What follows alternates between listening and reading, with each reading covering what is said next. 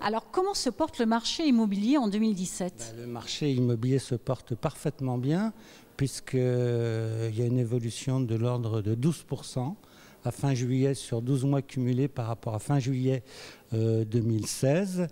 Et on a une augmentation à fin décembre 2016 par rapport à fin décembre 2015 de 5,25% à peu près. Donc on est à fin juillet à 930 000 transactions. C'est un chiffre qu'on n'avait jamais connu par le passé. C'est en partie lié au fait qu'il y a eu quand même pas mal de construction.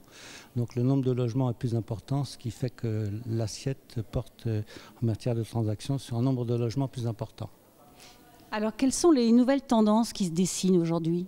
Ce qui me paraît important d'observer, c'est l'organisation de la profession, parce qu'il y a deux choses à prendre en compte. La réforme Macron, qui n'a pas fait plaisir aux notaires, comme chacun le sait, et qui, par contre, les incite, pour certains d'entre eux, à se lancer dans la négociation, notamment les notaires ruraux, qui traitent des petits actes avec des rémunérations qui ne couvrent pas leurs frais, ce qui les amène à s'engager dans cette stratégie de négociation.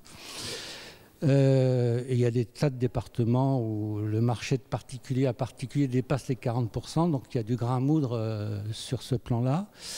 Par contre, ce qu'il faut savoir, c'est que la tendance actuelle, c'est le développement des réseaux de mandataires, qui sont des travailleurs indépendants, qui travaillent pour des gros réseaux tels que Propriété Privée, Capifrance, Optimum, Safety, IAD, etc. et beaucoup d'autres. Il y en a à peu près 80 maintenant. Si on prend IAD France, qui est le plus gros et qui est dirigé maintenant par l'ancien PDG de SeLoger, c'est 4200 négociateurs. Alors, est-ce qu'il faut en avoir peur de ces mandataires ?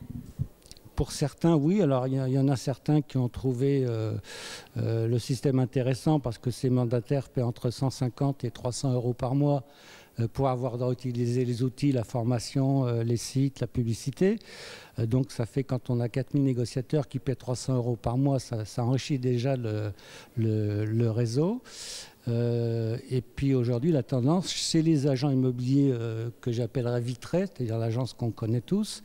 Comme ils ne veulent pas alourdir leur masse salariale et qu'ils ont tout intérêt à être très présents sur le terrain, ils recrutent de plus en plus des mandataires.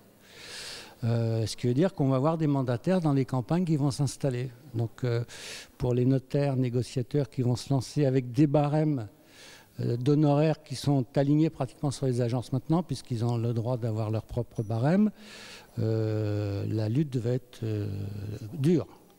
Est-ce que les notaires ont encore intérêt à créer un service négo et à faire la négociation immobilière ?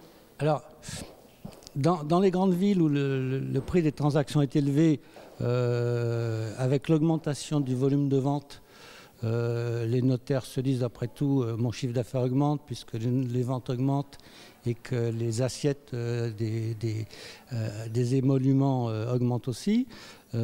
Par contre, dans les campagnes, ils ont tout à fait intérêt à développer la négociation parce qu'un acte négocié, c'est pratiquement 4 à 5 fois ce qu'on tire d'un acte non négocié. Imonote, ça dépote.